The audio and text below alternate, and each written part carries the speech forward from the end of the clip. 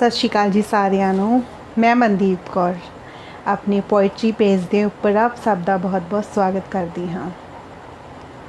आप सब जो मैनू मान सत्कार दे रहे हो सिर मत्थे, वाहिगुरू की कृपा दे नाल जो पोइट्री का मैं पेज बनाया सी अपने भावां नू कविता के रूप विच लिख के आप दे नाल साझा किया।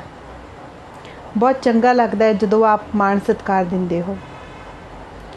तो इसी तरह जदों सानू मान सत्कार मिलता है, दिल करता है कि होर लिखिए, मन के भावां नू होर गहराई दे नाल व्यक्त करिए, क्योंकि असी जानते हाँ अज दे समय दे विच समय का साहित्यकार होना, या कह लो कि समय के अनुसार जो साडे ते बीत रही है, या फिर कह लीए जो किसी भी इंसान ते हालातां दे अनुसार बीत रही ने,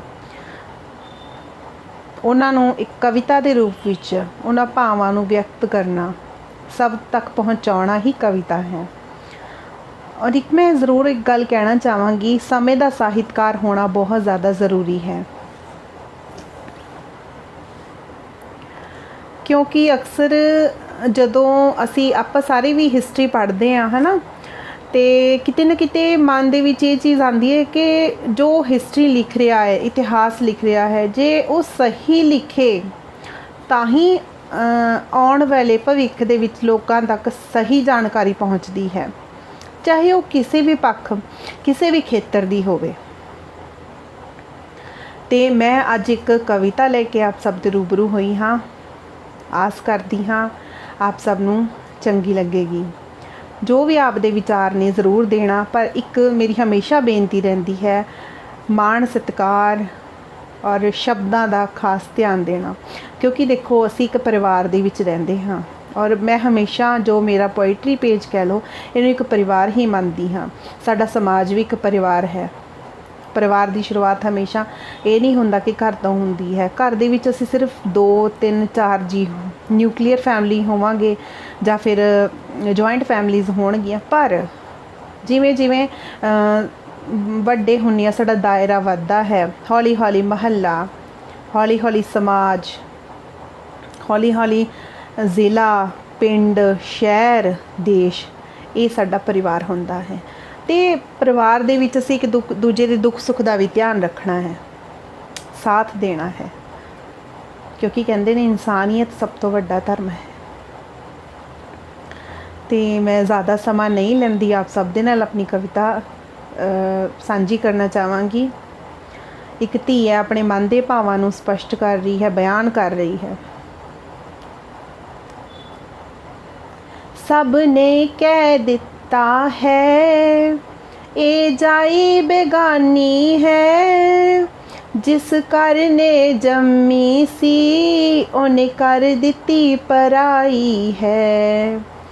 सब ने कह दिता है ए जाई बेगानी है, जिस घर ने जम्मी सी उन्हें कर दिती पराई है।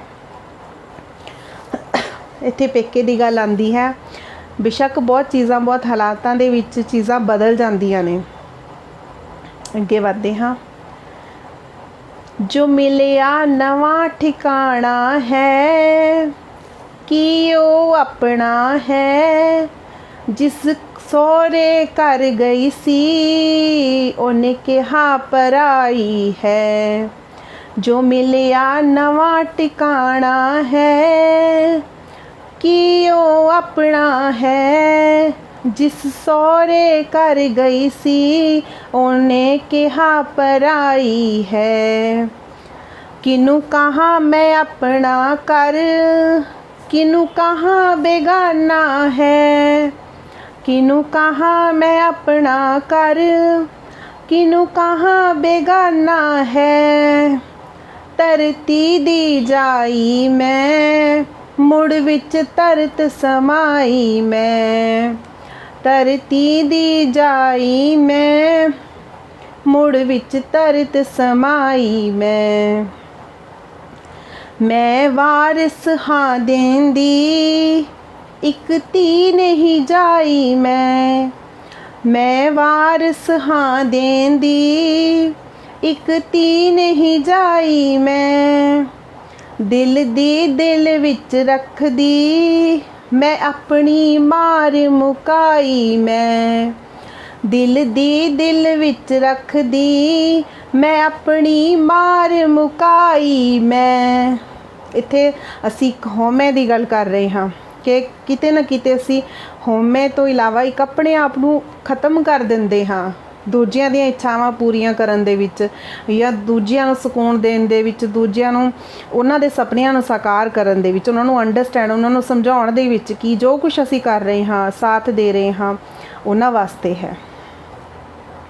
ਜਦ ਕੋਈ ਸੁਣਦਾ ਨਹੀਂ ਮੇਰੀ, ਮੈਂ ਕਹਿਣਾ ਛੱਡ ਦਿੱਤਾ, ਜਦ ਕੋਈ ਸੁਣਦਾ ਨਹੀਂ ਮੇਰੀ, मैं कहना छड़ देता, सब लई मैं जिउंदी रही, सब लई मैं जिउंदी रही, सब लई मैं जिउंदी रही, बस अपने लई जिउना छड़ देता, सब लई जिउंदी रही मैं, बस अपने लई छड़ देता, सब ने कह दिता है ये जाई बेगानी है, जिस घर ने जम्मी सी उन्हें कर दिती पराई है। ये मेरी एक छोटी जही रचना जो मन के भाव ने, हालातां नूं भी देखते हाँ जो बीतदा है, ਉਹਨਾਂ ਨੂੰ ਇਸ ਕਵਿਤਾ ਦੇ ਰੂਪ ਦੇ ਵਿੱਚ ਕੋਸ਼ਿਸ਼ ਕੀਤੀ ਹੈ ਆਪ ਸਭ ਤੱਕ ਪਹੁੰਚਾਉਣ ਦੀ। ਵਾਕਈ ਹੀ ਇੱਕ ਔਰਤ, ਇੱਕ ਧੀ ਜੋ ਆਪਣੇ ਅੰਦਰ ਇਹ ਸੋਚਦੀ ਹੈ, ਕਿਉਂਕਿ ਬਚਪਨ ਤੋਂ ਅਕਸਰ ਇਹ ਕਿਹਾ ਜਾਂਦਾ ਨਾ ਕਿ ਮਾਈਂਡ 'ਚ ਕਿਤੇ ਨਾ ਕਿਤੇ ਸ਼ਾਇਦ ਬਦਲਾਵ ਹੋਏ ਨੇ, ਅੱਜ ਬਹੁਤ ਬਦਲਾਵ ਹੋਏ ਨੇ, ਪਰ ਫਿਰ ਵੀ ਇਹ ਹੁੰਦਾ ਕਿ ਧੀ ਹੈ ਇਹਨੇ ਬਗਾਨੇ ਘਰ ਜਾਣਾ, ਇਹਦਾ ਉਹ ਆਪਣਾ ਘਰ ਹੋਏਗਾ। ਪਰ ਜਦੋਂ ਸਹੁਰੇ ਵਿਆਹ ਕੇ ਜਾਂਦੀ ਹੈ ਉੱਥੇ ਕਿਹਾ ਜਾਂਦਾ ਇਹ ਬੇਗਾਨੀ ਆਈ ਹੈ। ਜਦੋਂ ਤੁਸੀਂ ਬੇਗਾਨੀ ਕਹੋਗੇ ਤਾਂ ਫਿਰ ਤੁਸੀਂ ਉਹਨੂੰ ਅਪਣਾਓਗੇ ਕਿਵੇਂ? ਤੁਹਾਨੂੰ ਪਹਿਲਾਂ ਉਹਨੂੰ ਇਹ ਕਹਿਣਾ ਪੈਣਾ ਕਿ ਇਹ ਸਾਡੀ ਧੀ ਹੈ, ਅਸੀਂ ਇਹਨੂੰ ਆਪਣੀ ਧੀ ਬਣਾ ਕੇ ਲੈ ਕੇ ਆਏ ਹਾਂ, ਇਹ ਇਹਦਾ ਘਰ ਹੈ, ਇਹਦਾ ਹੱਕ ਹੈ। ਜੇ ਤੁਸੀਂ ਸਿਰਫ ਇਹ ਸ਼ਬਦ ਕਹਿ ਦਿਓ, ਇਹ ਸ਼ਬਦ ਹੀ ਉਸ ਧੀ ਲਈ, ਉਸ ਨੂੰਹ ਲਈ, ਉਸ ਔਰਤ ਵਾਸਤੇ ਕਾਫੀ ਹੁੰਦੇ ਨੇ, ਕਿਉਂਕਿ ਕੋਈ ਵੀ ਲੜਕੀ ਆਪਣਾ ਘਰ ਨਹੀਂ ਖਰਾਬ ਕਰਦੀ। ਉਹ ਹਮੇਸ਼ਾ ਇਹ ਸੋਚਦੀ ਹੈ ਕਿ ਇਹ ਮੇਰਾ ਘਰ ਹੈ, ਮੈਂ ਇਹਨੂੰ ਪਰਿਵਾਰ ਨੂੰ ਸਜਾ ਕੇ ਰੱਖਣਾ, ਜੋੜ ਕੇ ਰੱਖਣਾ। ਮੈਂ ਦੇਖੋ ਇਹ ਜਿਹੜੇ ਪਿਤਾ ਨੇ, ਜਿਨ੍ਹਾਂ ਦੀਆਂ ਧੀਆਂ ਨੇ, ਜਿਨ੍ਹਾਂ ਭਰਾਵਾਂ ਦੀਆਂ ਭੈਣਾਂ ਨੇ, ਜਿਹੜੀਆਂ ਖੁਦ ਧੀਆਂ ਨੇ, ਇੱਕ ਦਿਲ ਦੇ ਵਿੱਚ ਅਰਮਾਨ ਹੁੰਦੇ ਨੇ ਕਿ ਜੋ ਸੁਪਨੇ ਮੈਂ ਪੇਕੇ ਪੂਰੇ ਨਹੀਂ ਕੀਤੇ ਉਹ ਮੈਂ ਸਹੁਰੇ ਪਰਿਵਾਰ 'ਚ ਜਾ ਕੇ ਕਰਾਂਗੀ, ਜੋ ਮੈਂ ਆਪਣੇ ਹਮਸਫਰ ਦੇ ਨਾਲ ਜੁੜ ਕੇ ਉਹਨੂੰ ਨਾਲ ਲੈ ਕੇ ਕਦਮ ਨਾਲ ਕਦਮ ਤੋਰ ਕੇ ਆਪਣੇ ਉਹ ਸੁਪਨੇ ਪੂਰੇ ਕਰਾਂਗੀ, ਉਹ ਵੀ ਮੇਰੇ ਸੁਪਨਿਆਂ 'ਚ ਮੇਰਾ ਹਾਣੀ ਹੋਵੇਗਾ। ਪਰ ਜਦੋਂ ਅਜਿਹਾ ਕਿਹਾ ਜਾਂਦਾ ਕਿ ਇਹ ਬੇਗਾਨੀ ਹੈ,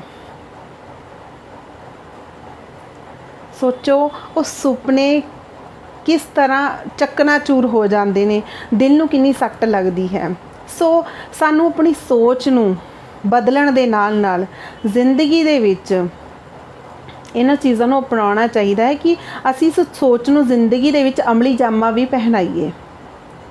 ਆਪਣੀ ਧੀ ਹੈ, ਸਾਡੀ ਧੀ ਨੇ ਵੀ ਬਗਾਨੇ ਘਰ ਜਾਣਾ ਹੈ, ਉਹਨੇ ਵੀ ਅਗਲੇ ਘਰ ਵਿਆਹ ਕੇ ਜਾਣਾ ਜਿੱਥੇ ਉਹਦਾ ਆਪਣਾ ਘਰ ਹੋਏਗਾ। ਸਗੋਂ ਸਾਨੂੰ ਇਹ ਸੋਚਣਾ ਚਾਹੀਦਾ ਹੈ ਕਿ ਧੀ ਵਿਆਹ ਕੇ ਗਈ ਹੈ, ਧੀ ਦੇ ਇੱਕ ਨਹੀਂ ਦੋ ਘਰ ਹੋਏ ਨੇ। ਅਸੀਂ ਪੁੱਤ ਵਿਆਹਿਆ, ਪੁੱਤ ਦੇ ਦੋ ਘਰ ਬਣੇ ਨੇ, ਕਿੰਨੀਆਂ ਬਾਹਾਂ ਬਣੀਆਂ ਨੇ। ਜੇ ਅਸੀਂ ਇਹ ਪੋਜ਼ੀਟਿਵ ਸੋਚ ਰੱਖਾਂਗੇ ਤਾਂ ਹੀ ਪਰਿਵਾਰਾਂ ਦੇ ਵਿੱਚ ਪਿਆਰ, ਅੰਡਰਸਟੈਂਡਿੰਗ, ਸਮਝਦਾਰੀ ਬਣੀ ਰਹੇਗੀ। ਸਾਡਾ ਸਮਾਜ ਵੀ ਤਾਂ ਹੀ ਸਹੀ ਸੇਧ ਵੱਲ ਚੱਲੇਗਾ, ਰਿਸ਼ਤਿਆਂ ਦੇ ਵਿੱਚ ਮਰਿਆਦਾ ਵੀ ਤਾਂ ਹੀ ਬਣੀ ਰਹੇਗੀ, ਰਿਸ਼ਤਿਆਂ 'ਚ ਪਿਆਰ ਵੀ ਤਾਂ ਹੀ ਬਣਿਆ ਰਹੇਗਾ, ਇੱਜ਼ਤ ਮਾਣ ਵੀ ਤਾਂ ਹੀ ਬਣਿਆ ਰਹੇਗਾ। ਕਿਉਂਕਿ ਆਪਾਂ ਸਾਰੇ ਹੀ ਦੇਖਦੇ ਹਾਂ ਅੱਜ ਦੇ ਸਮੇਂ ਦੇ ਵਿੱਚ ਰਿਸ਼ਤੇ ਕਿੱਥੇ ਜਾ ਰਹੇ ਨੇ। ਸੋ ਇਸ ਦੇ ਲਈ ਸਾਨੂੰ ਸਭ ਨੂੰ ਕੋਸ਼ਿਸ਼ ਕਰਨੀ ਪਏਗੀ। ਕੋਸ਼ਿਸ਼ ਕੀ ਹੁੰਦੀ ਹੈ ਕਿ ਮੈਂ ਆਪ ਇਹਨਾਂ ਚੀਜ਼ਾਂ ਨੂੰ ਅਮਲੀ ਰੂਪ ਦੇ ਵਿੱਚ ਲੈ ਕੇ ਆਵਾਂ। ਜ਼ਰੂਰੀ ਨਹੀਂ ਕਿ ਵੱਡੇ ਪੱਧਰ 'ਤੇ ਮੋਰਚੇ ਖੜੇ ਕਰਨੇ ਹੁੰਦੇ ਆ ਅਸੀਂ, ਜ਼ਰੂਰੀ ਇਹ ਹੁੰਦਾ ਹੈ ਕਿ ਆਪਣੇ ਆਪ ਤੋਂ ਜਿਸ ਜਗ੍ਹਾ 'ਤੇ ਖੜੇ ਹੋ, ਜਿੰਨਾ ਕੁ ਦਾਇਰਾ ਹੈ, ਤੁਸੀਂ ਉੱਥੇ ਆਪਣੀਆਂ ਕੋਸ਼ਿਸ਼ਾਂ ਕਰੋ। ਜ਼ਰੂਰੀ ਨਹੀਂ ਕਿ ਅਸੀਂ ਝੰਡੇ ਗੱਡਣੇ ਆ, ਅਸੀਂ ਛੋਟੀਆਂ-ਛੋਟੀਆਂ ਕੋਸ਼ਿਸ਼ਾਂ ਦੇ ਨਾਲ ਸਮੇਂ ਨੂੰ, ਸਮਾਜ ਨੂੰ ਬਹੁਤ ਵੱਡੀ ਸੇਧ ਦੇ ਸਕਦੇ ਹਾਂ। ਸੋ ਇਹ ਮੇਰੀ ਬੇਨਤੀ ਆਪ ਸਭ ਦੇ ਰੂਬਰੂ ਸੀ, ਜੋ ਇੱਕ ਰਚਨਾ ਦੇ ਰੂਪ ਦੇ ਵਿੱਚ ਵੀ ਆਪਣੇ ਮਨ ਦੇ ਭਾਵ ਮੈਂ ਸਪਸ਼ਟ ਕੀਤੇ ਨੇ, ਕਿਉਂਕਿ ਉਸ ਧੀ ਨੂੰ ਆਪ ਸਭ ਦੇ ਪਿਆਰ ਦੀ ਲੋੜ ਹੁੰਦੀ ਹੈ, ਇੱਜ਼ਤ ਮਾਣ ਸਤਿਕਾਰ ਦੀ ਲੋੜ ਹੁੰਦੀ ਹੈ। ਸੋ ਇਹੀ ਬੇਨਤੀ ਕਰਾਂਗੀ ਕਿ ਆਪ ਸਭ ਇੱਜ਼ਤ ਮਾਣ ਸਤਿਕਾਰ ਆਪਣੀ ਧੀ ਭੈਣ ਨੂੰ ਦਿਓ। ਤੁਸੀਂ ਉਹਨੂੰ ਇੱਜ਼ਤ ਮਾਣ ਦਿਓਗੇ, ਤੁਹਾਨੂੰ ਦੁੱਗਣਾ ਚੌਗਣਾ ਮਿਲੇਗਾ।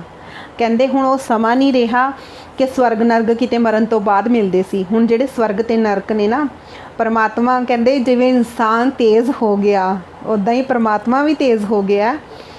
ਉਹਨੇ ਵੀ ਸਮੇਂ ਦੇ ਹਿਸਾਬ ਦੇ ਨਾਲ ਕੁਝ ਬਦਲਾਅ ਕਰ ਦਿੱਤੇ ਆ ਜੀਵਨ ਜਾਂਚ ਦੇ ਵਿੱਚ। ਅੱਜ ਅਸੀਂ ਜੋ ਕਰਮ ਕਰਦੇ ਹਾਂ ਸਾਨੂੰ ਭਵਿੱਖ ਦੇ ਵਿੱਚ ਉਹ ਜ਼ਰੂਰ ਮੁੜ ਕੇ ਮਿਲਦੇ ਹਨ। ਗਲਤ ਕਰਾਂਗੇ ਤਾਂ ਸਾਡੇ ਨਾਲ ਵੀ ਕਿਤੇ ਨਾ ਕਿਤੇ ਕੁਝ ਸਾਨੂੰ ਉਸ ਚੀਜ਼ ਦਾ ਸਾਹਮਣਾ ਕਰਨਾ ਪਏਗਾ। ਯੂਨੀਵਰਸ ਹੈ ਇਹ, ਪੋਜ਼ੀਟਿਵ ਵੀ ਇੱਥੇ ਆ, ਨੈਗੇਟਿਵ ਵੀ ਇੱਥੇ ਹੈ। ਡਿਪੈਂਡ ਸਾਡੇ 'ਤੇ ਕਰਦਾ ਕਿ ਅਸੀਂ ਕੀ ਕਰਨਾ। ਕਿਉਂਕਿ ਸਮੇਂ ਦੇ ਹਿਸਾਬ ਨਾਲ, ਜੇ ਕਈ ਕਹਿੰਦੇ ਨੇ ਕਿ ਕਲਯੁਗ ਚੱਲ ਰਿਹਾ, ਠੀਕ ਹੈ, ਹਰ ਪਾਸੇ ਨੈਗੇਟਿਵਿਟੀ ਬਹੁਤ ਫੈਲੀ ਹੋਈ ਹੈ, ਬੁਰਾਈ ਬਹੁਤ ਫੈਲੀ ਹੋਈ ਹੈ, ਪਰ ਕੋਸ਼ਿਸ਼ ਤਾਂ ਸਾਨੂੰ ਕਰਨੀ ਪਏਗੀ ਨਾ ਉਸ ਨੈਗੇਟਿਵਿਟੀ ਨੂੰ ਪੋਜ਼ੀਟਿਵ 'ਚ ਬਦਲਣ ਦੀ। ਸੋ ਉਹ ਕੋਸ਼ਿਸ਼ ਅਸੀਂ ਆਪਣੇ ਆਪ ਤੋਂ ਸ਼ੁਰੂਆਤ ਕਰਨੀ ਹੈ, ਆਪਣੇ ਦਾਇਰੇ ਤੋਂ ਕਰਨੀ ਹੈ। ਇਹ ਮੇਰੀ ਬੇਨਤੀ ਸੀ ਆਪ ਸਭ ਦੇ ਰੂਬਰੂ। ਆਸ ਕਰਦੀ ਹਾਂ ਚੰਗੀ ਲੱਗੇਗੀ ਅਤੇ ਇਹਨੂੰ ਤੁਸੀਂ ਅਮਲੀ ਜਾਮਾ ਵੀ ਪਹਿਨਾਓਗੇ। ਜੇ ਫਿਰ ਵੀ ਕੋਈ ਮੇਰੇ ਤੋਂ ਗਲਤੀ ਹੋ ਗਈ ਹੋਵੇ ਤਾਂ ਮੈਂ ਫਿਰ ਵੀ ਮਾफ़ੀ ਮੰਗਦੀ ਹਾਂ, ਕਿਉਂਕਿ ਆਦਤ ਹੈ, ਕੋਈ ਮਾफ़ੀ ਮੰਗਣ ਦੇ ਨਾਲ ਛੋਟਾ ਨਹੀਂ ਹੋ ਜਾਂਦਾ। ਜਿਹੜੀ ਕਮੀ ਹੈ ਸਾਡੇ ਅੰਦਰ ਵੀ ਹੋ ਸਕਦੀ ਹੈ, ਜੇ ਕੋਈ ਕਮੀ ਹੁੰਦੀ ਹੈ ਤਾਂ ਉਹ ਦੂਰ ਹੋ ਜਾਂਦੀ ਹੈ, ਕਿਉਂਕਿ ਸੁਧਾਰ ਅਸੀਂ ਆਪਣੇ ਆਪ ਦੇ ਵਿੱਚ ਵੀ ਲੈ ਕੇ ਆਣੇ ਨੇ। ਸੋ ਇੰਨਾ ਕਹਿੰਦੀ ਹੋਈ ਇਹ ਵੀ ਕਹਾਂਗੀ ਕਿ ਵੀਡੀਓ ਨੂੰ ਸ਼ੇਅਰ ਕਰਿਓ ਤਾਂ ਕਿ ਹੋਰ ਲੋਕਾਂ ਤੱਕ ਵੀ ਪੋਜ਼ੀਟਿਵਿਟੀ ਪਹੁੰਚੇ। ਇਸ ਦੇ ਨਾਲ ਹੀ ਫਿਰ ਮਿਲਣ ਦੀ ਆਸ, ਫਿਰ ਇੱਕ ਨਵੀਂ ਰਚਨਾ ਲੈ ਕੇ, ਫਿਰ ਕੁਝ ਨਵੀਆਂ ਖਾਸ ਗੱਲਾਂ ਦੇ ਨਾਲ ਆਪ ਸਭ ਦੇ ਰੂਬਰੂ ਹੋਵਾਂਗੀ। ਤਦ ਤੱਕ ਲਈ ਧੰਨਵਾਦ। ਸਤਿ ਸ਼੍ਰੀ ਅਕਾਲ ਜੀ।